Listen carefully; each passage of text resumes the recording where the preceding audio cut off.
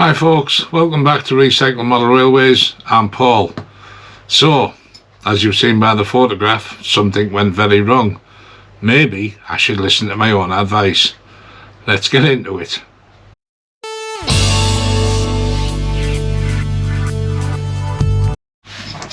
So, as you can probably see, we've got a different camera angle going. I've had a GoPro for a while. Bought it to go along with my camera gear. The other camera, pardon me, wasn't doing so good with focusing, etc. And I thought, get your GoPro out, Paul, and use that. So we've got the GoPro. We've got a new little gorilla type stand for it. Those of you who are into cameras will know what I mean by that. So we're trying a new angle, a new approach. I think it was Tim, yes you Tim, who said we couldn't see what you were doing because your hand, because it's normally over that way at the side. So we're going to give this a shot, see how it works out and see if it's any better.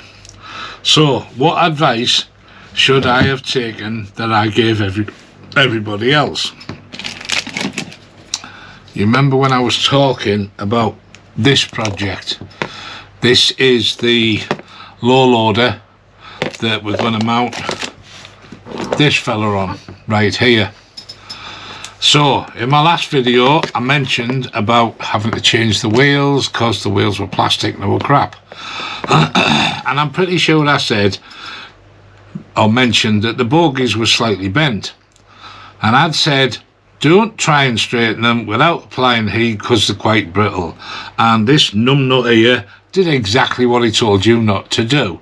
Because I looked at it and thought, it's not that bent. I should be able to just manipulate it a little bit, and tried it and it snapped.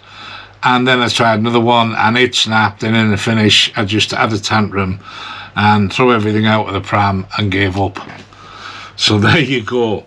So what am I going to do about it? Right, wow, I need to change this camera because the screen's gone off, so I don't know what you can see now. So these things here are spare bogies that I have collected when I've bought job lots of things. They've got plastic wheels as well. However, the good thing is they're exactly the size I want them for the replacement wheels sitting in this tub. So what have we got to do? Well, first things first is you can see that there's no connection point on them at all, and it's way below the line of the bogies. So we're going to fit some plastic card to these and get them up a little, or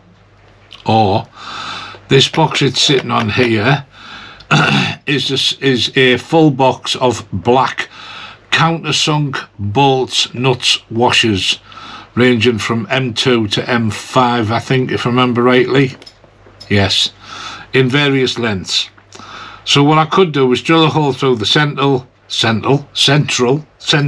God, and then just backfill it with washers. We're going to have to put a washer in somewhere, because obviously the idea is to put the bolt in there, put a washer underneath before it hits the bogie, and then a washer underneath the bogie before we put the nut on. So I'm sure that you don't really need me to show you how I'm doing that, otherwise this video will go on too long. But you've got the gist. We're going to drill a hole in the centre of these bogies. We're going to put a countersunk head in here. I might have to rebait that out a bit depending on the size of the bolt I end up using. But then it's that washer, bunch of washers possibly, other side another washer, and then a nut, and then we should have them bogies on and fitted. So all is not lost when you do something stupid like I did last time round, even though I told everybody not to do it. Once you've done that, then I can get on with the build. But we're going to come back once I've got these things fitted to this. Alright, so we'll see you in a second. Quick capture, just so you know what I'm doing. So we've got the box open, For anyone that's interested, I bought this off Amazon. It's quite a good selection. It's ideal that it's black because they generally will hide themselves. And all I've done just for this second is I'm just trying out what's already here. I had to drill, you know, use a certain size drill. I think it was a 5 or a 5.5 to drill the rivets out. Now, what I wanted was for the heads of these bolts to disappear underneath so that I can cover this entire platform with glue. And I hear you asking, what if you ever need to take it off again? Well, I can, because the bolts are underneath. And I intend, for those of you who are already asking the question, but what if they're spin? I'm going to glue these bolts in place so that I can board this over completely. You can see here, I mentioned about these before, about the pretendy fastening buckles. What I'm going to do when I boarded this is put some metal rings set into the timber to look like buckles that are stood up, because I'm actually going to use them. These are going to get cut down so that they're the same height, because I want to be able to put a chain from here to one side of the wagon, and from there to that, and from there to that, and there to that, to make it look like it's chained down as it would be in real life. So first thing first, try the bolt sizes. I'm happy with that. M4 works for me. So now I've got to get a 4mm hole, drill through that, and I would say that this is possibly around 8. I'm not going to measure it to prove a point. I'm pretty good at figuring things out, but that's going to be about an 8. So we're going to drill a 4mm or maybe a little bit more just to give a little clearance. But obviously I don't want too much because I don't want the bogies rattling around inside it. So we're going to drill the holes in that. Then we can start on with a bit of a washer and see where I've got underneath with the length of these things. It might be too long. It might catch on the track. So what I will do is, I know it's M4, I've got some shorter M4s here, so I could put shorter ones in if I don't need the length. Right now it was just to see which would fit in nicely. The M4s are fitting perfectly. Right, so we're back. That was a complete faff on to do. And I do mean a complete faff on, mostly because I have big numb fingers, but we've got them on. So yes, that might look unsightly with the big nuts, but who's going to be looking underneath there? The main thing is they're on, as you can see, they will rotate, and I'm sure someone's going to say, oh, they don't want to rotate that far. Well, it doesn't matter because they're going to be on a track. So we've got them on, we've got them fastened. I've got the clearance, I think, that I need. Yeah, I have. I've got the clearance I need in the spin round, so that's the main thing. So, what did I learn? Right, well, number one, I have a pack full of these nut spinners, which is brilliant for little nuts. And this is the biggest one I've got, which wasn't big enough for the M4 bolts. Would have been so much easier if we'd had the right nut spinner, but I've just ordered some so I don't end up throwing my toys out of the pram yet again. So we've got those on. The next thing really is going to be to set, or to put in, let me get them out, the magnetic couplings.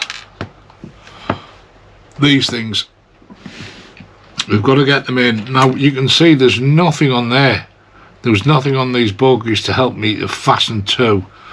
So I'm thinking I'm going to try and fasten them somehow to the wagon.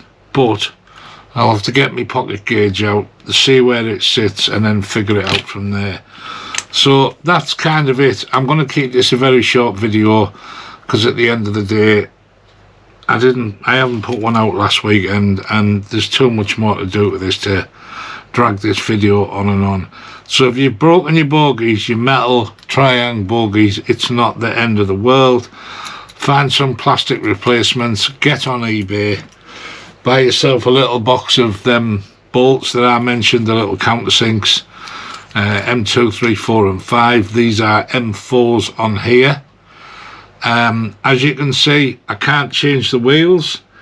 Despite how many wheels I've got, all of them, the axles are too short, and I am not messing about trying to drill into these to put brass shoulder bearings in like I would on the metal tri-iron ones to get the Hornby stuff to fit them. It's a wagon. It's not going to run around the track too much, or very often. It's going to get left as is. It's probably going to be parked most of the time. So that's the end of the video, short and sweet. Don't be despondent if you break something. I will try and work on this, and the next video will be this finished, and I will try and make a point of videoing some of it so you can see. Anyway, thanks for watching. Hope the camera angle's better for you, and we'll catch you on the next one. See you in a bit. Take care. Bye bye.